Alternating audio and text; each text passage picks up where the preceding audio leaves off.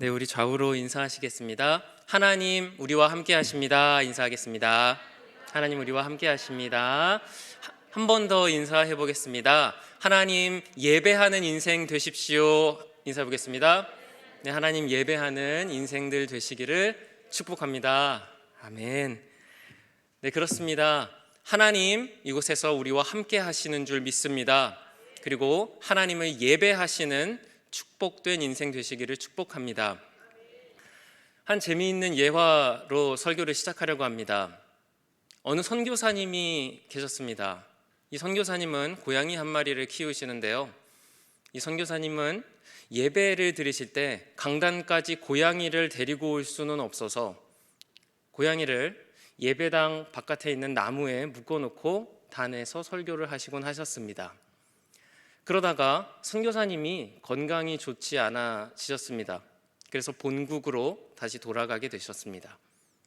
잠시 시간이 지나서 다른 선교사님이 그곳으로 파송되셨습니다. 그런데 새로운 선교사님이 재밌는, 그리고 이해할 수 없는 모습을 보게 됩니다. 그곳의 원주민들과 예배하려고 하는데 원주민들이 전부 다 한 마리씩 고양이를 데리고 교회로 나오는 것입니다. 고양이가 없는 사람들은 옆집에서 빌려서까지 고양이를 데리고 나와서 교회 앞에 있는 나무에 고양이를 묶고 예배하러 들어오기 시작했습니다. 새로운 선교사님이 질문합니다. 아니, 지금 뭐 하는 겁니까? 이 원주민들 가운데 지도자가 대답을 합니다. 이렇게 말입니다.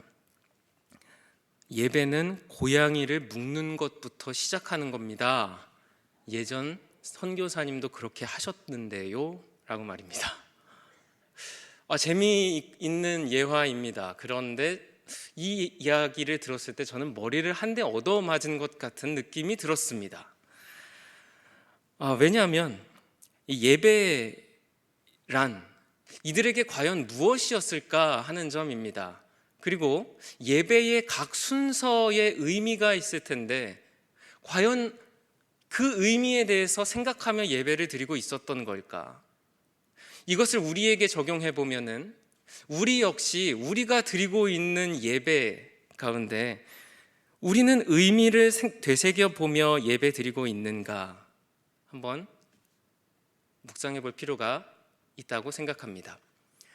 이번 대한예수교 장로회 합동 측에서 총회 여름 성경학교 및 수련회 주제로 정한 주제가 바로 예배입니다.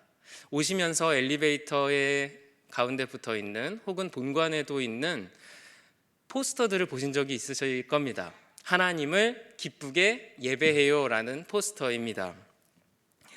이제 수련회들이 많이 진행이 되었고 이번 주 금요일부터는 초등 1부와 2부가 성경학교를 진행합니다. 모두 공통 주제 예배입니다. 예배의 의미는 학생들에게만 중요한 것이 아닙니다. 학부모님이시기도 하시고 또 장년 세대를 보내시고 계시는 성도 여러분들 그리고 저에게도 동일한 중요성을 갖습니다. 오늘 함께 읽으신 본문 창세기 22장 1절에서 5절 말씀은 유명하면서도 난해한 구절로 잘 알려져 있습니다. 하나님께서 아브라함에게 아들 이삭을 바치라고 하셨고 그리고 그것에 순종하는 아브라함의 모습입니다. 오늘 본문에서 수많은 이야기들을 할 수 있겠지만 오늘 본문을 함께 나눈 것은 5절의 이유가 있습니다. 창세기 22장 5절에 보시게 되면 제가 한 구절을 읽으면 아브라함이 내가 아이와 함께 저기에 가서 예배하고 올 거라는 말이 등장합니다. 지금 보고 계시는 창세기 22장 이 5절 말씀이 우리 성경 전서에서 통틀어 개역 개정 한글 성경 기준으로 최초로 등장하는 예배라는 단어를 보고 계십니다. 물론 이 예배, 한국어로 예배는 창세기 22장에 처음 나오지만 이전에도 예배는 존재했습니다. 아브라함이 제단을 쌓아서 하나님께 경배하기도 하였고요. 그리고 창세기 앞부분에 가면 아담의 후손들인 가인과 아벨이 제단을 쌓고 하나님을 예배하여 한 쪽은 예배를 하나님께 제대로 올려드리지 못하는 일이 벌어졌었죠. 한글 성경이 창세기 22장이라면 히브리어 원어로 보면 이렇듯 많이 나옵니다. 히브리어로는 두 가지가 있습니다. 첫 번째는 한번 따라해 보시겠습니까? 샤카.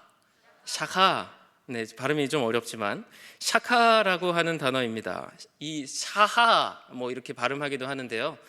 이 단어는 본래 엎드리다라는 단어에서 기인했습니다. 그래서 엎드리다, 굴복하다, 이제 엎드리기 때문에 경배하다라고 하는 단어로 창세기에서 많이 사용이 됐고요. 또 한 가지 더 있습니다. 예배하다라고 하는 단어의 두 가지를 소개해드리고 있습니다. 첫 번째가 샤하였고 두 번째는 아바드. 따라해 보시겠습니까? 아바드. 네, 아바드 잘 기억해 주십시오. 아바드는 섬기다라는 뜻입니다. 이 단어는 종으로서 주인을 섬겨드린다라고 하는 뜻, 하인이 주인을 섬긴다도 되지만 하나님께는 우리가 하나님을 우리의 주인으로 인정하고 우리가 하나님의 종으로 속해 있음을 인정하여 드리는 예배의 행위로서 아바드, 예배가 됩니다. 창세기에서는 아직 레위기에서 규정된 5대 제사들이 규정되어 있지 않기 때문에 여러 가지 예배의 형태들이 나옵니다. 앞서서 원주민들이 의미 발견 없이 습관적으로 예배 드리고 있는 모습을 풍자한 하나의 이야기를 소개해 드렸습니다. 구약시대의 사람들은 함께 지금 말씀드린 것처럼 창세기부터 이러한 예배들을 드려왔고 레위기부터는 이제 5대 제사라고 하는 번제, 소제, 화목제, 속건제, 속죄제를 통하여 5대 제사를 통하여 하나님께 예배하는 형태로 나아갔습니다. 오늘날 우리 현대시대에는 어떤 예배를 드리고 있습니까? 그리고 어디서 배울 수 있습니까? 바로 이곳입니다. 예배의 현장, 예배의 자리이죠. 우리 스스로에게 물어볼 필요가 있습니다. 우리가 과연 예배를 드릴 때에 묵도에는 어떤 의미가 있는가? 일부 예배 때는 성시 교독을 합니다. 교독문을 낭독을 합니다. 교독문에는 어떤 의미가 있는가? 찬양대의 노래는 왜 예배 가운데 그 순서에 드리는가? 아마 이 모든 이야기들을 성도님들과 나눈다면 오늘 이 밤을 다 보내도 나누지 못할 겁니다. 물론 그렇게까지 설교를 오래 하진 않을 겁니다. 분명한 사실은 우리가 하고 있는 행동이 과연 옳은 것인가 구체적으로 물어보기 전까지 과거가 우리의 것이 되어버린다는 겁니다. 즉 과거가 우리의 습관이 되어버려서 예배 속에 고양이를 묶어두는 것이 그들이 답습할 수밖에 없었던 예배 형태가 되어버리는 것처럼 우리가 이 예배의 의미, 이곳에서 우리가 모여있는 진실된 의미를 성경적으로 발견하지 못한다면 우리 또한 어떤 경우에는 아무 이유 없이 중요하지 않은 것을 중요하게 여길 수 있고 또 그 반대의 상황도 일어날 수 있는 것이죠. 그래서 이제 질문을 던져야 합니다. 질문하지 않으면 우리가 해온 과거가, 즉 저는 과거라고 말하고 또 습관이라고 말하고 싶습니다. 우리의 습관이 우리를 속일 것이기 때문입니다. 예배는 그러면은 무엇부터 시작하는가? 저는 오늘 성도 여러분들과 두 가지를 명확하게 하고 싶습니다. 그 첫 번째는 바로 예배가 무엇으로 시작하는가입니다. 교회마다 또 순서마다 예배를 시작하는 모습들이 조금씩 다를 수 있습니다. 예배라고 하면 어떤 게 여러분들의 마음 가운데 떠오르십니까? 한번 지금 생각해 보시겠습니까? 예배라고 하면 어떤 모습이 떠오르는가? 만약에 방금 떠올리신 그것 가운데 가장 먼저 떠오르는 것이 그것이 우리가 행하는 어떤 것이, 즉 우리 편에서의 어떤 것이 먼저 떠오른다면 그것은 은혜보다 앞서가는 것일 수 있습니다. 예배를 시작하는 그 첫 번째가 무엇이냐면 바로 예배는 하나님의 찾아오심부터 시작합니다. 호렙산에서 양을 치던 모세가 스스로 깨달아서 하나님께 엎드린 것이 아닙니다. 어떤 구도자의 자세로 신이라고 하는 존재를 스스로 찾다가 발견한 것이 아닙니다. 하나님께서 그저 찾아가 주셨고 모세를 만나 주셨습니다. 모세가 불을 발견한 것이 아니고 하나님께서 그 떨기나무 불의 모습으로 모세에게 나타나 주신 것이죠. 그리고 모세가 엎드린 것입니다. 저와 우리 성도 여러분들도 같습니다. 예배는 많은 순서들이 먼저 있을 수 있습니다. 예배를 준비하며 예전에는 준비 찬양이라는 단어로 불렸었는데요. 또 한편에서는 찬양이면 찬양이지 준비 찬양이 어디에 있느냐라는 말로 또 신학적인 논쟁이 있었습니다. 묵도하면서 예배를 하기도 합니다. 그런데 우리가 드리는 그 예배 이전에 존재하는 것이 있습니다. 바로 하나님의 찾아오심입니다. 하나님의 임재입니다. 사랑하는 성도 여러분들께서는 이 예배당에 오실 때에, 예배의 자리에 오실 때에 하나님께서 은혜 주시기 위하여 준비하고 계신다는 생각을 해보신 적이 있으십니까? 우리의 예배는 우리가 정성스럽게 물론 올려드려야죠. 그런데 정성스럽게 올려드리면 그 예배의 정성도를 보시고 그래 이 정도 정성이니 이런 복을 주마 라는 하나님의 조건적인 임재가 있는 것이 아닙니다. 하나님께서는 저와 우리 성도 여러분들께서 함께 예배하러 모이기 이전부터 우리에게 예수 그리스도라는 그 구원을 선물로 은혜로 주셨을 뿐만 아니라 은혜 주시기 위하여 이 자리에 계시는 줄 믿습니다. 그러므로 사랑하는 성도 여러분, 예배의 자리에 오실 때 어떤 마음으로 오십니까? 하나님의 임재를 기대하시며 엘리베이터로 올라오시기를 축복합니다. 문을 열고 들어오실 때 하나님께서 기다리시는 그 사랑의 눈망울을 확인하시며 자리에 앉으시길 축복합니다.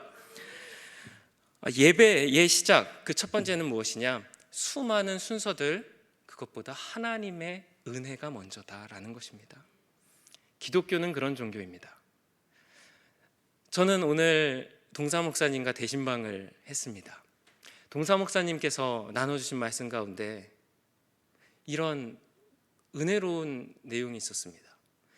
모든 세상의 종교들이 아무리 많을지 모르지만 우리 기독교는 다른 종교는 인간이 신을 찾고 나아가지만 신의 편에서 하나님 편에서 인간을 만나주시는 유일한 진리의 종교라는 것이죠.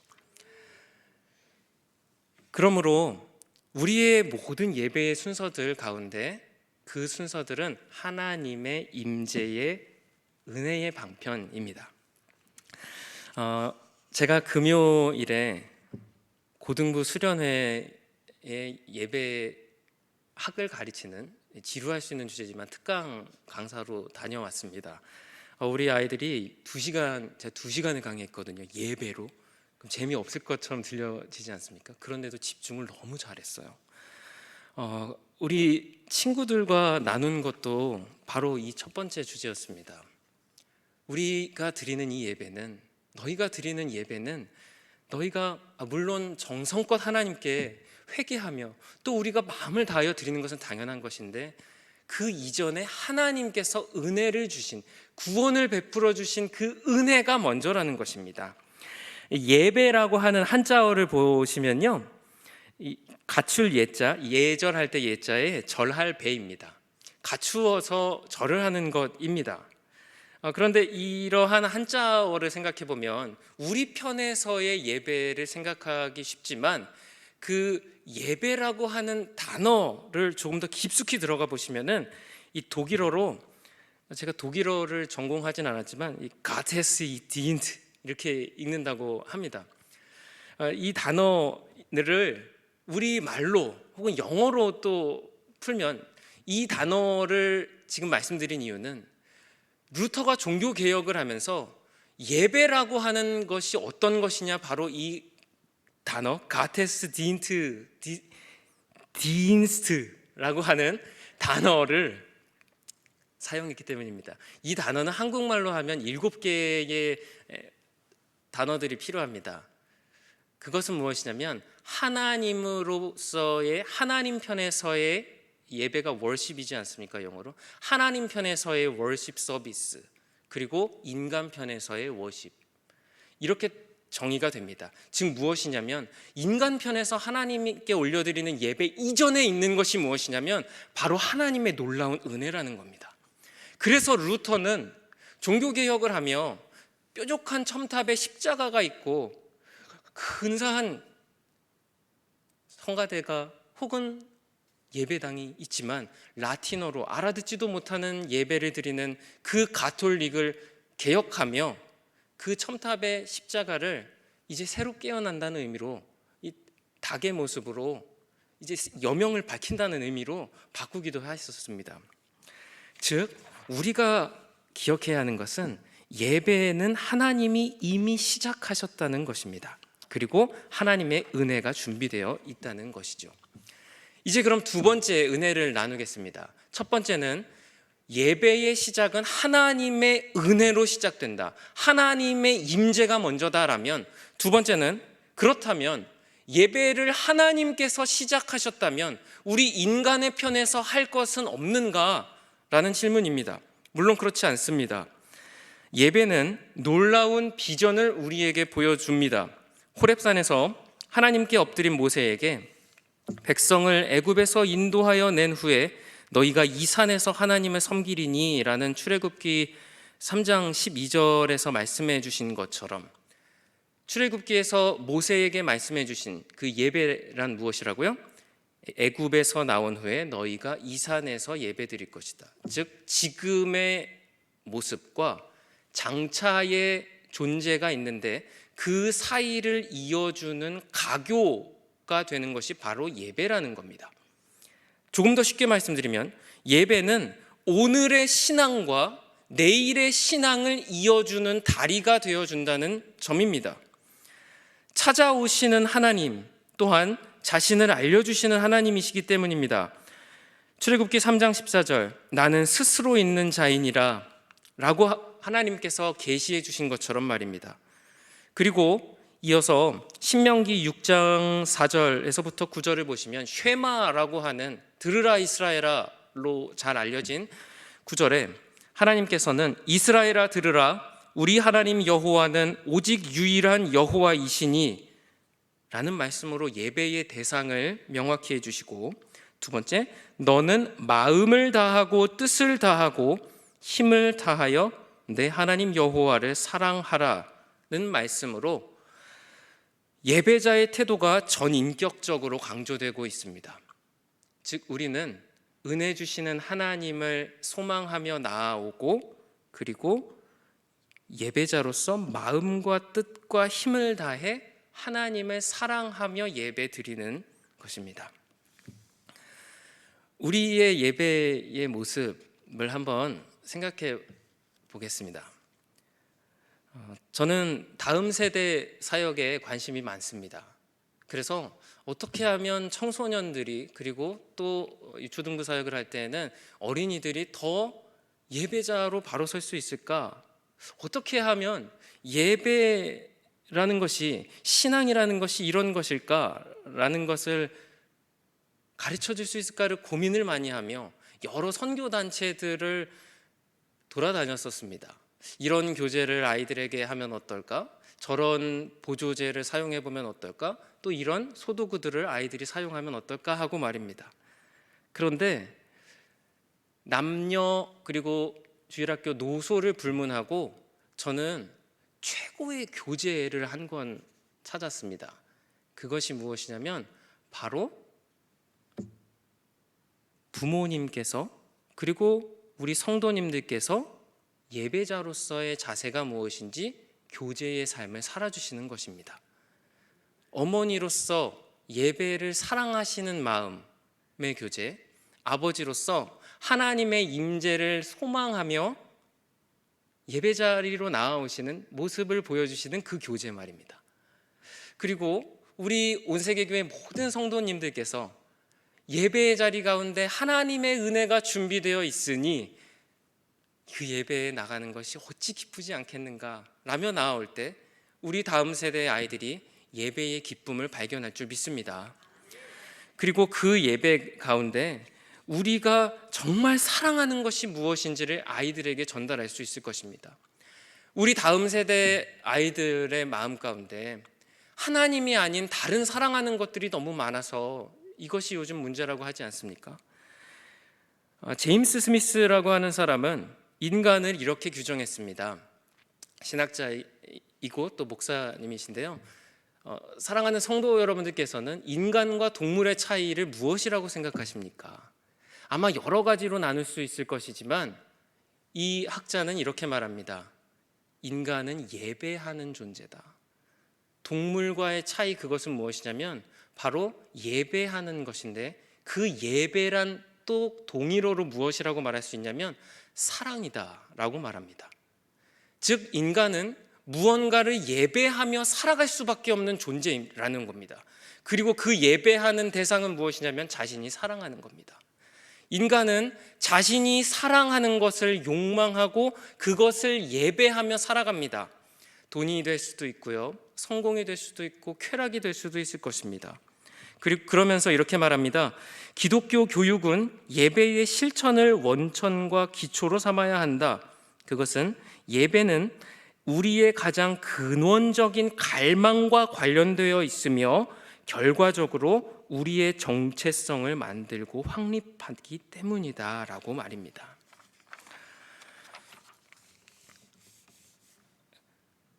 예배, 사랑하는 성도 여러분들께서는 이 예배를 나아오실 때 어떻게 나아오고 계시고 또 우리 자녀들에게 예배자로서의 삶을 어떻게 보여주고 계십니까? 창세기 22장을 함께 나누고 이제 오늘 설교를 맺으려고 합니다.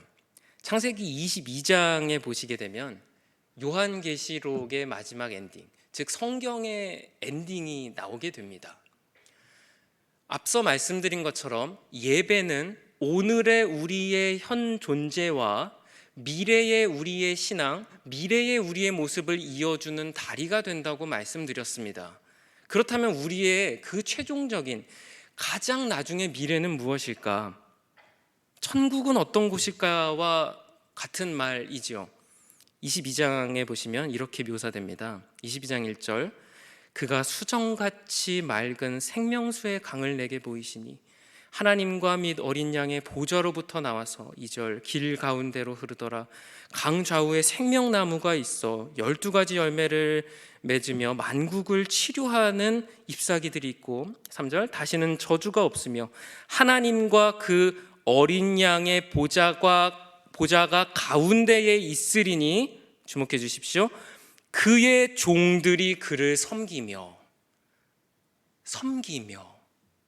예배라고 하는 단어가 두 가지가 있었다고 말씀드렸죠. 히브리어로 샤라고 하는 엎드리다, 그리고 아바드라고 하는 섬기다라고 하는 단어죠. 천국은 어떤 곳일까 생각해 보셨습니까? 요한계시록 22장에서는 하나님의 보좌, 그 어린 양께서, 우리 예수 그리스도가 가운데 계시고 사람들이 그를 섬기며, 즉 예배하는 모습으로 그 천국이 존재합니다. 저와 우리 성도 여러분들은 그 천국 가운데, 하나님의 나라 가운데 예배자로서 존재하게 될 것입니다. 그것이 우리의 장차의 나중, 우리의 하나님께서 주신 최고의 은혜, 예수 그리스도와 함께하는 가장 나중에 우리의 존재 축복받은 모습입니다. 그렇습니다. 우리 기독교 예배의 핵심은 예수 그리스도께서 이미 우리 가운데에 계시며 우리를 받아주시고 치유하시며 우리 존재를 이러하다라고 확인해 주시는 데 있습니다. 어떻게 하면 혼란하고 폭력이 가득한 이 세계 가운데 하나님을 경외하는 신비감을 알게 되고 또 기쁨과 희락을 예배 가운데 느끼게 되고 정직하게 하나님을 아는 감각을 되찾을 수 있을까요? 예배에서 하나님과 연결될 때 비로소 가능한 줄 믿습니다. 지금까지 사랑하는 성도 여러분들께서 가지셨던 예배의 그 마음가짐은 어떤 것이었습니까? 이제 정리해 보겠습니다. 첫 번째는 우리의 예배의 발걸음 이전에 하나님의 은혜가 먼저 있었습니다. 이 예배당에 우리 예수님 먼저 사랑의 눈동자로 우리를 기다려 주시며 은혜 부어 주시려 준비하고 계셨는 줄 믿습니다. 그러므로 우리의 예배의 모든 순서 정성껏 하나님께 올려드리는 것입니다.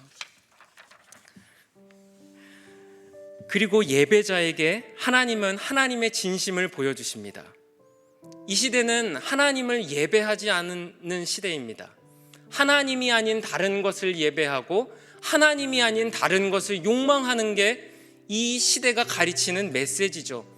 그러나 하나님의 진심, 그것은 이 예배를 통하여 우리 예수 그리스도만이 주님이시고 구원자시라고 하시는 것, 우리의 지금의 부족하고 아프고 찢어지고 상처받은 모습에도 불구하고 장차 올 우리 예수 그리스도와 저 천국에서의 완전한 모습 속에서 하나님의 나라로 이어주시는 다리를 놓는 것, 그것이 예배입니다.